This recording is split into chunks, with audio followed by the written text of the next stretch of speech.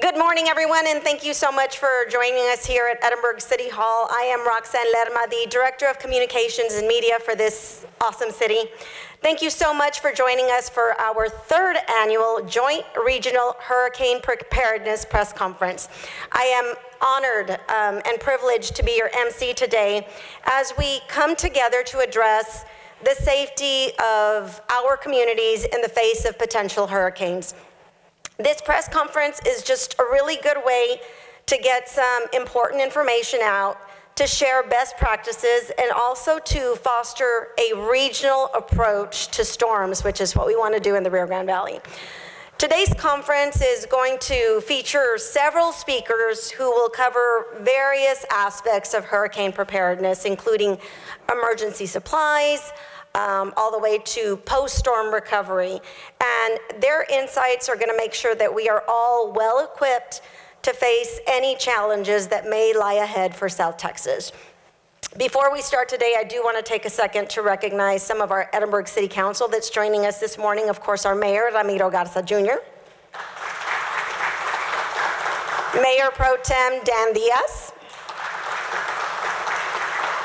and our City Manager, Ms. Mayra Ayala. She's hiding in the back of the room. We also have some other special guests that are joining us this morning. Hidalgo County Judge Richard Cortez. Missions Assistant City Manager David Flores. Kenneth Ennis, Public Safety Communications Director from the City of FAR. Our Edinburgh Fire Chief Omar Garza. Wesco Police Chief Dr. Joel Rivera. Chief Rick Saldaña, Director of Emergency Management for Hidalgo County. Love her, Precinct 4 Commissioner, Ms. Ellie Torres and her staff. Our Edinburgh Police Chief, Jaime Ayala. And Transit Director for the City of McAllen, Mario Delgado. Let us begin today with the official welcome from Edinburgh Mayor Ramiro Garza Jr. Thank you. Good morning to all of you. Thank you so much for joining us here today. All of you that are here, County Judge Cortez and Commissioner Torres, thank you so much for always collaborating with us, and all the cities that are here. Thank you so much for coming. This is the third year that we do this, as Roxanne mentioned. We just thought it was important, as y'all know, when we have a storm coming, it just doesn't affect one city, it affects all of us. And it's all about coordination, but today we're here to talk about preparation. I want to extend my thanks, like I mentioned, to all of you. Your collaboration and partnership ensures that we're all committed, right, to the same cause, take care of our residents. Sometimes our residents don't know. They may live inside our city limits, they may live outside our city limits or in a neighboring city. At this time, it's just about helping our community at large. While we've been fortunate in recent years that we have not had a major storm that has affected us in a way that we have to come together and save lives, as we've seen throughout the state and around the country, we must remember that it only takes one storm, to cause some massive destruction. It doesn't even have to be a hurricane. It could be just a weather storm that comes, as we've had recently, that just stays longer than was anticipated. Hurricanes and these storms are unpredictable, but their impact can be devastating. It's not a question of if, but when the next big storm will hit. So today, what we're doing here today to advise our community at large about preparing is so essential for us to be here. To our residents, I urge you to take proactive steps in preparing for this next hurricane season starting tomorrow. Ensure that you have an emergency plan, that you're stocked up on essential supplies, and you stay informed about weather updates. And please be charging every piece of, either cell phone or radio, anything. You got to make sure that you have them up to date. And the other thing on medical supplies that I was just advised with David, thank you for mentioning that. Normally your medications, you get them for 30 days, get them for 90 days. That's so important. Hurricane season is a number of months, but for having it for 30 days, I think it's better if you get it for 90 days. So thank you, Dave, for bringing that up. That is something very important. Blood pressure medication, other medication, that's so important. Your preparedness and the first line of defense against potential havoc of a major storm, including a hurricane, is key. I also want to assure you that as we see all the cities that are here, we're here to work together. We're working diligently, hand in hand, as a region, together with our county, and it's what is expected of us, and we're here to reiterate our commitment towards that effort. This collaboration is a testament to our unified dedication to safeguarding our communities. I know together, we're ready to face the challenges that nature may throw our way. By doing our part individually and then collectively, we can mitigate the impact of hurricanes or any other major storms by protecting our community. Thank you for being here, and look forward to continue our collaboration with all of you, not just in this preparing for the hurricane, but in everything that we do jointly. Thank you. Thank you so much, Mayor. Now, please welcome Hidalgo County Judge Richard Cortez, who's going to give us a brief overview of the 2024 hurricane season, which unfortunately sounds like it's going to be a pretty active one. And I hear you're also going to give us a few cooking tips. Welcome, the judge. Thank you. Well, good morning, everyone. I want to start by thanking, of course, Mayor Garza and the City Commission for hosting this very important session here today. You know, Hidalgo County and all of our cities have taken seriously the need really to prepare for this hurricane season. But this year really marks even a more heightened concern about this season because the community needs to be really prepared. Forecasters are predicting an extremely active hurricane season. I'm going to repeat that. Forecasters are predicting an extremely active hurricane season. One of the primary forecasters has been the Colorado State University, which have been predicting hurricane activity since April of 1995. And this year they predict the highest number of hurricanes since they began forecasting nearly three decades ago. They are now forecasting 23 named storms in the Atlantic, 11 of which they predict will become hurricanes, and 5 are projected to reach major hurricane strength with winds up to 111 miles per hour or greater. And just last week, the National Oceanic and Atmospheric Administration provided the most aggressive hurricane outlook in that agency's history. So folks, they're predicting some serious threats. They said that it's 85% chance that the Atlantic will have an above normal hurricane season. This includes a prediction of 17 to 25 named storms, 17 to 25 named storms, 8 to 13 hurricanes, and 4 to 7 major hurricanes. To use an old cliche, we better hope for the best, but prepare for the worst.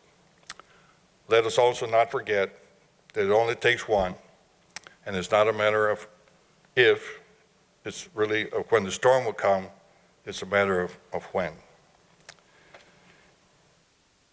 They are giving us this advice for us.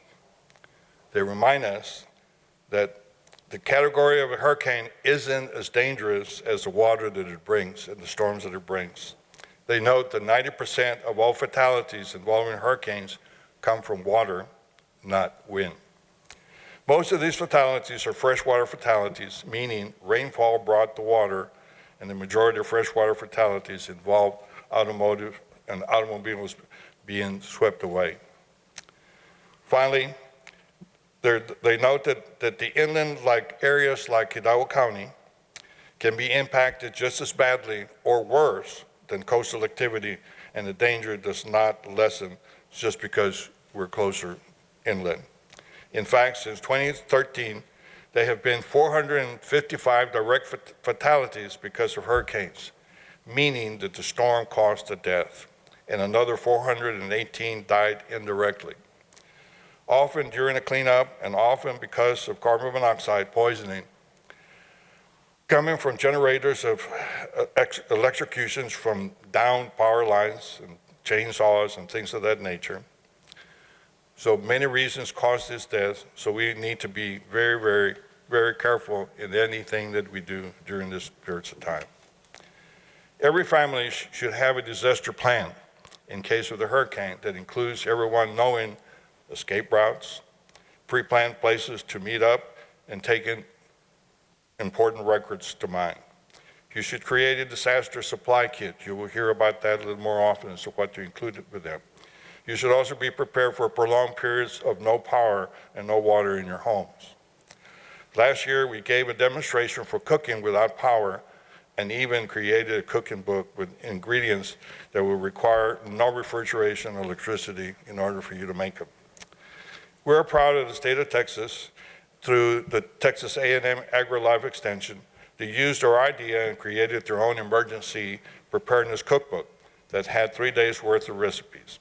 These cookbooks are available anywhere there is an Agri-Life office, and we have one here in Edinburgh. Hidalgo County will soon be releasing a second edition cookbook, and I'm proud to say that our staff tested each and every one of the recipes. They're pretty good. Porque todos estamos gorditos, so we know how to cook. But more importantly, we have initiated the process of training our essential Hidalgo County personnel to be able to cook without power, because they will stay in the county to be able to address any major emergency during this period of time. So training our employees and our loved ones for supporting them to manage, to feed their families is very important for us. So Hidalgo County, let's get ready. Thank you very much for this opportunity to present to you what we believe is going to be a very active season. Thanks.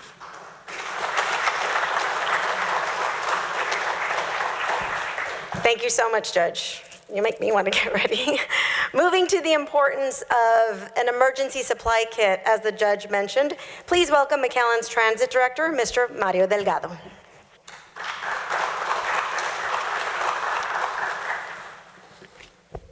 Good morning, and thank you, Roxanne. I'm Mario Delgado. I'm the Transit Director for the City of McAllen and Assistant Emergency Management Coordinator.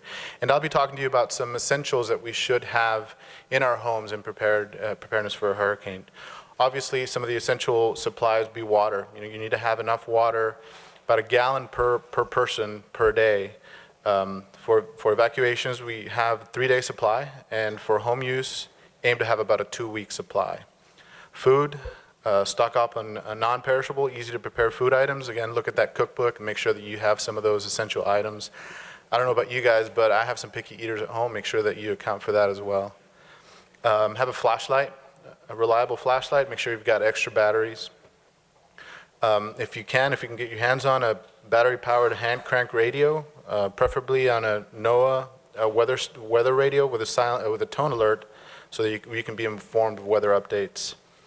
In terms of medicine, it's essential to prepare potential disruptions. So regarding medications, you could limit the availability of medications. So make sure that you have enough medications, anything that you take on a regular basis, have enough of a supply.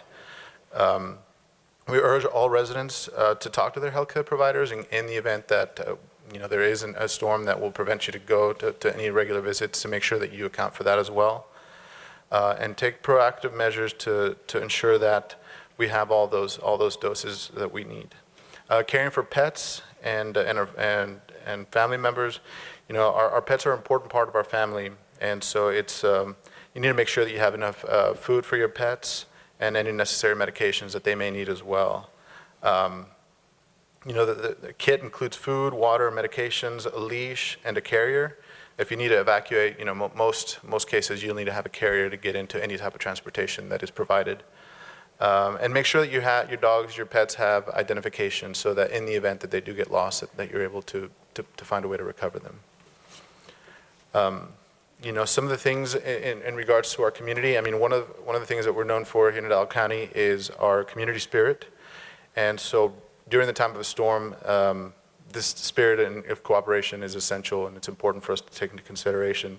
Make sure that you're checking in with relatives, neighbors, anybody that might need some help, anybody that might not be able to care for themselves. Make sure that we're checking in with them, make sure that they've got all the necessary items, and have an established communication plan. I know a lot of times, we don't have access to cell phones whenever we do have a storm. Make sure that you prepare for that. Make sure that have a communication if something like that happens, know where you're going to meet, to make sure that you can get in contact with family, friends, and relatives that might need your help as well. Any other items that you think of, baby food, supplies, diapers, extra diapers, stuff like that. We know, especially during COVID, that when something happens, people rush to the stores to get all the supplies. So it might be better to even prepare ahead of time, ahead of any potential storm. So let's just make sure that we do that as well. And just remember, I mean, get with your local officials for any type of additional information you may want to have. Obviously transportation, we'll probably talk about that a little bit more, but make sure that you know in the event that you do not have access to a vehicle, know where to meet, who to talk to about any potential transportation needs as well. And again, City of McAllen, County of Hidalgo, and all of our partners are here to help and assist anybody that may need, so contact us with anything that you need as well. So thank you.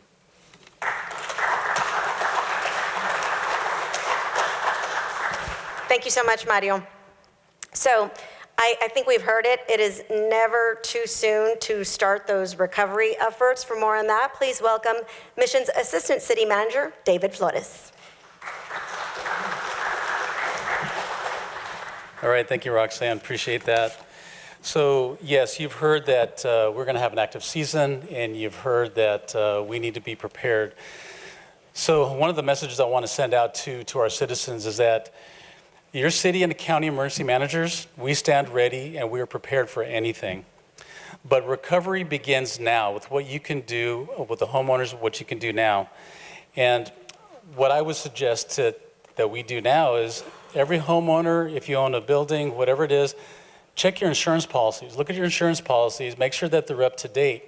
But also look at flood insurance. If you don't have flood insurance, look into it. If you don't live in a flood zone, I would still look into getting flood insurance. And just remember that if you do initiate a policy for an existing home or building, there is a 30-day waiting period. However, if you're going to close on a home or building, you can have that flood insurance initiated the date of signing. The next thing you can do for everybody is take pictures of your home and your property.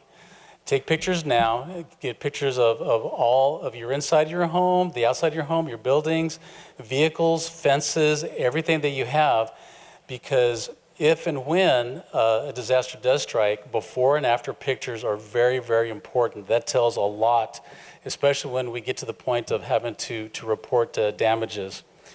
So after a disaster, let's say we do get a disaster, after disaster, so those photos will help you, but the TDM has a tool. It's called the ISTAT, the Individual State of Texas Assessment Tool.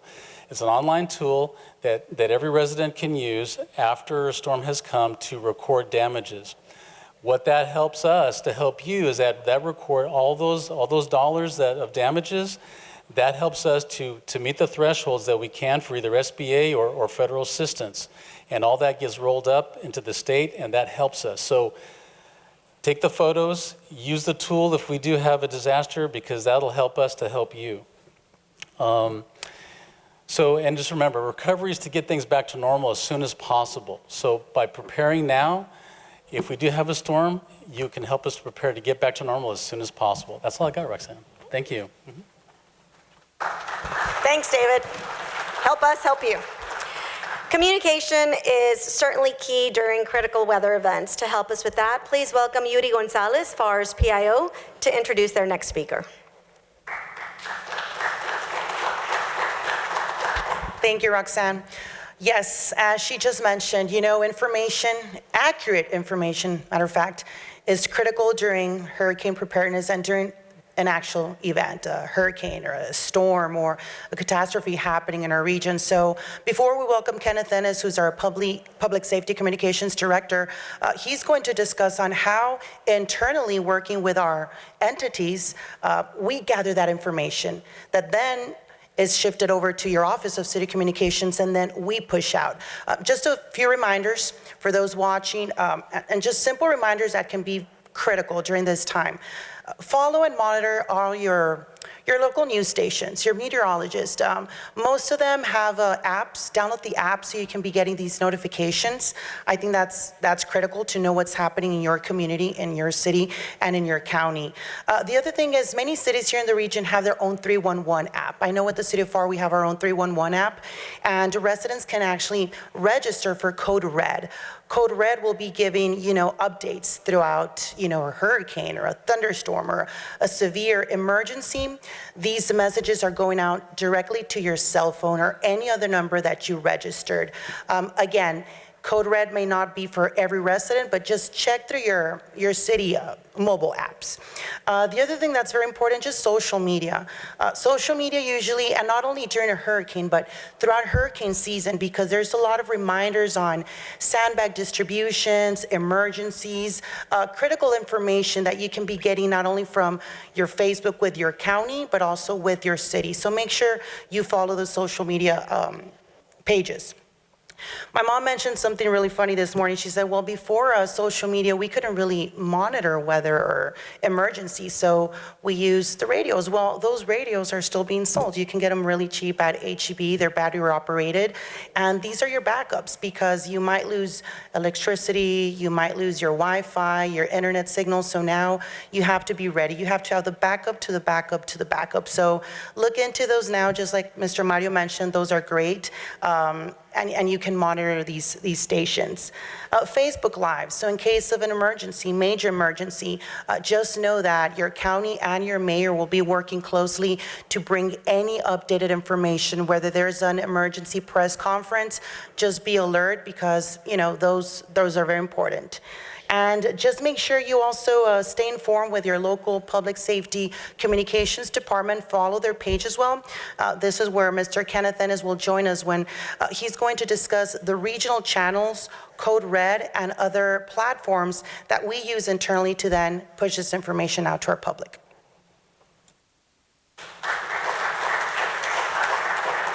Thank you, Yudi. Kenneth Ennis, Public Safety Communications Director for the City of FAR. Hurricane preparedness is definitely a key foundation to having a great outcome during the hurricane season, right? And part of that starts with communication. Communications in public safety is always referred to as the lifeline, right? The foundation to success. We can't do that without the public's understanding of how communications works.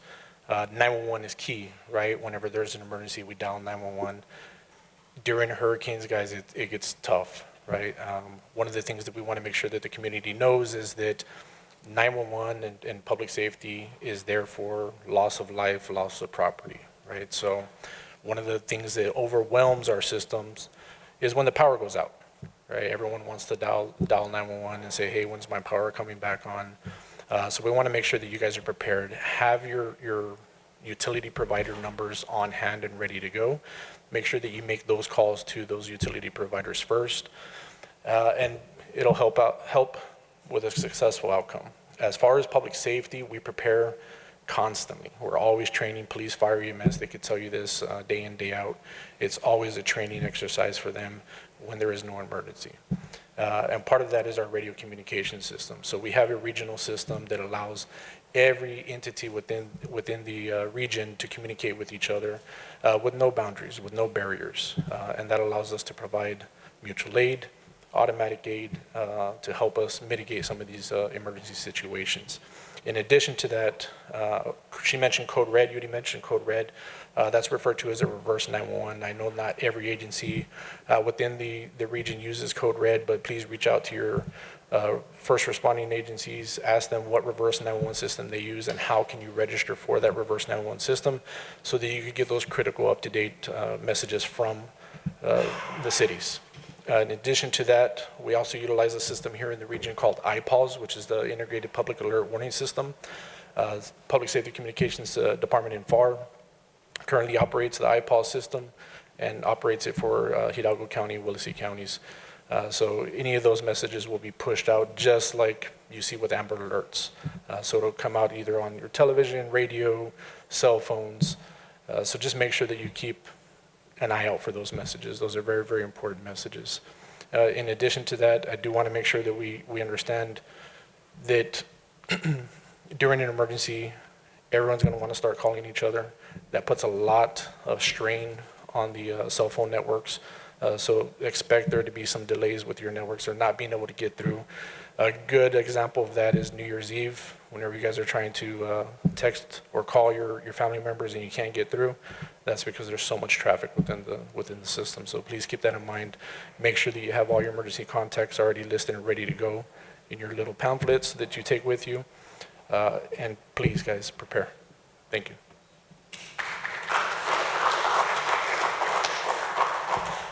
Kenneth and Yuri, thank you. Super valuable information. Do you want to take a second before we move on to our next speaker to recognize McAllen Mayor Javier Villalobos, who's with us this morning? Thank you, Mayor. So, as you heard before, once a storm blows through, it is not over for our citizens. Then the post-storm recovery begins.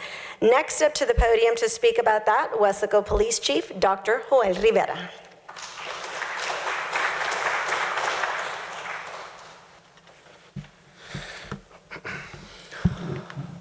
Good morning. Thank you to the City of Edinburg and Mayor Garza for hosting this event. It's much appreciated for us first responders to be able to share information with regards to what we feel our community needs to hear. And so to talk about recovery, the post-storm recovery, it's essentially going to be a summation of some of the things that you've heard here today. Recovery, post-storm recovery is a direct function of a community's resilience. Resilience is defined as a system's ability to return back to normal or near normal post a catastrophic event. So how quickly can a community bounce back, right? And so then the question is asked, well, how do we become more resilient? And so the message is essentially the phases of disaster recovery and response are mitigate, plan, respond, and recovery. Those are the phases that we go through. And so those phases aren't necessarily mutually exclusive. They're not switches. We go from one to the other. In some circumstances, they're building blocks upon one another. In some circumstances, they run parallel. As an example, when we talk about post-recovery, storm recovery, recovery starts sometimes during the response phase, right? And so Mr. Flores talked about when we respond to an event, it's important to have a recovery portfolio, right? That the recovery portfolio has the information, insurance policies, birth certificates, critical information that you may need in an emergency, evacuation, whatever that may be, right? Part of that portfolio, that recovery portfolio that you have, is information with regards to assets that you may have. Pictures pre-storm, so that way in the post-storm, that makes it easier upon you. During critical incidents or during post-storm recoveries, it's the regret time. I wish I had done this, it would have been easier on me.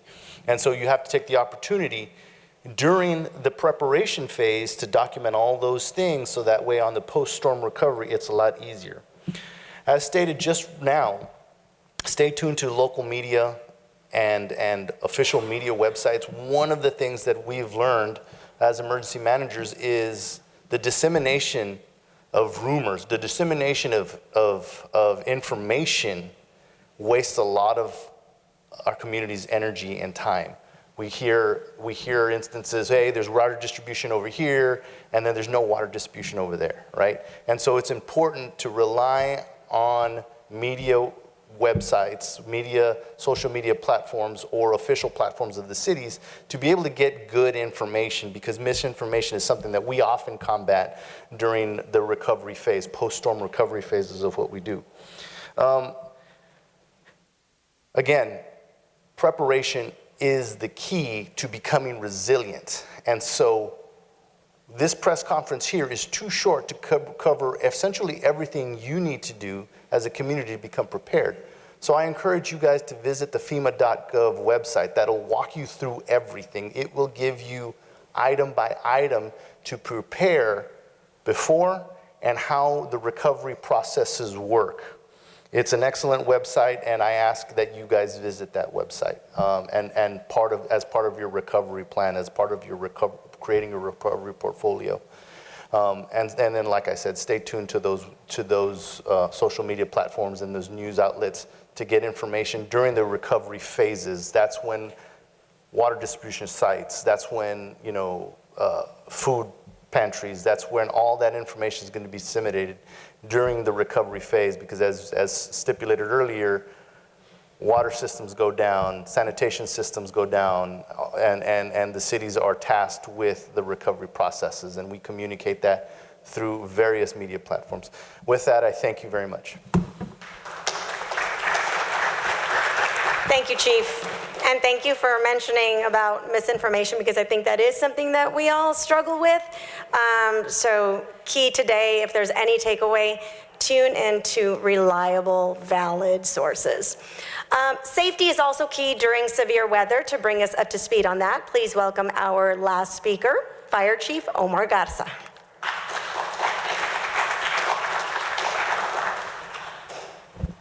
Thank you, Roxanne. I appreciate that. The one thing we'll get away from today is being prepared. Being prepared, being prepared, being prepared. This year, according to our weather experts, should be one of the worst years on record, so we need to be prepared. And I want to thank the mayor for having this press conference and letting the public know that they need to start getting ready and start getting prepared. Get those emergency kits ready, because this will be the year. And don't be, well, I'll do it next year, nothing's going to happen. We need to be prepared. And as first responders, public safety officers, we may not be able to get to your call right away. You might be on a list in the event of emergency. We might have 30 or 40 calls pending. So you need to be prepared. You need to have your family prepared for an event. One thing also is generators. If you're going to have a generator in your house, please be safe about it. In 2020 Hurricane Hannah, we had a family that passed away due to improper use of a generator. So if you're going to use the generator, please follow the manufacturer recommendations. Place the generator at least 20 feet away from your home. Make sure you don't back plug it into your home, where people tended to rewire it and plug it back into the house. Never do that. Always try to keep it in a dry area. And always, one of the things about generators, they produce carbon monoxide, which is a poisonous, odorless gas. So make sure we have that's not a hurricane, okay? That may sound like a hurricane, but it isn't. But make sure make sure that the generator is far away from home. Make sure you have a proper extension cord that's required for that generator. And right now is the time to check that generator. You don't want to pull that generator out of the storage, the day before the storm and crank it on, and maybe it works, maybe it doesn't.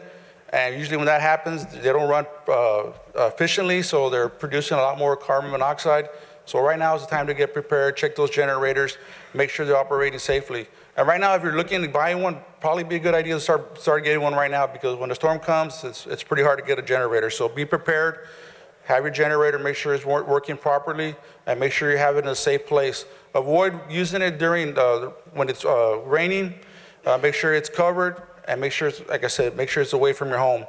Also, during time of emergencies, we have heavy storms, heavy rainstorms, even like what's happening in Houston right now in Dallas. It's not even a hurricane, it's just a rainstorm. We tend to have a lot of flooding. If you don't have to be on the road, please stay home, right? Stay off the roads. Let the emergency crews do what they got to do. Stay at your house. If you come into a low area where there's high water, please turn around. 12 inches of water can cause your car to float away, and all the damage that's causing your car also. So if you can, just stay at home, and if you come to an area, please turn around and don't drown, right?